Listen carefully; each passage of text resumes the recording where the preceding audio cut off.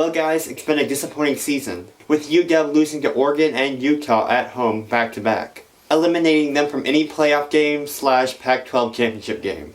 They still have their 3 remaining games at Oregon State, at Colorado, and Washington State at home. Coming into the Oregon game, Washington looked really good, and almost won, if it weren't for a key 4th down breakup by Oregon, which should have been pass interference. It should have. I'm still mad about that. Versus Utah, Washington had a 21-13 lead at halftime.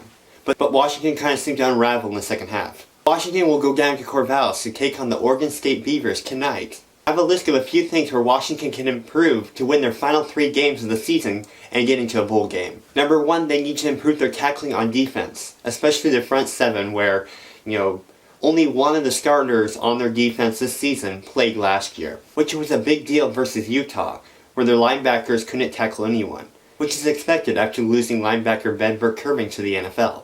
Number 2, spread the ball around to all the younger wide receivers, which will make it really hard for Oregon State to stop them on defense. The teams that have beaten Washington this year have figured out all they need to do is cover Aaron Fuller and Hunter Bryant, and then they have taken away Washington's passing game. It's simple as that. Number 3, they need to improve in the run game. Also, Washington's rushing yards and scores came on the back of running back Richard Newton, who was injured in the Stanford game and is undetermined when he'll be back. Washington needs to try a bunch of their younger players and give them a shot and see what they can do. It's already so late in the season that it's okay to bring in a younger guy and test him out. Running back Sean McGrew is just not getting the job done. And finally, number 4, Jacob Eason needs to be more decisive. He needs to throw away the ball when he knows there's nothing available, not take the sack. Another big thing is stepping up in the pocket. There was a situation in the Utah game last Saturday where all he needed to do was step up and make the throw or even take off, but he just stood there and let Utah sack him. As I said before, Washington will be taking on the Oregon State Beavers in Corvallis tonight, a Friday night game. Oregon State has a deceptively good passing game, which has surprised several teams this year. Washington on defense in this game needs to be careful by not letting Oregon State give up the big passing plays that's hurt them in several games.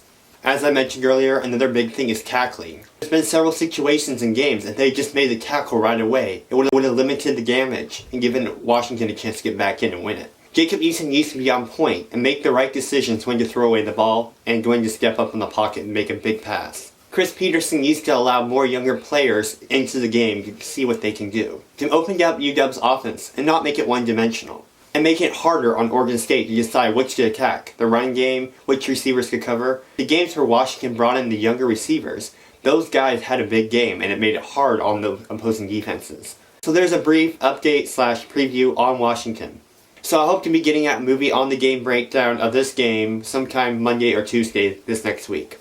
So thanks for watching, I'll see you around.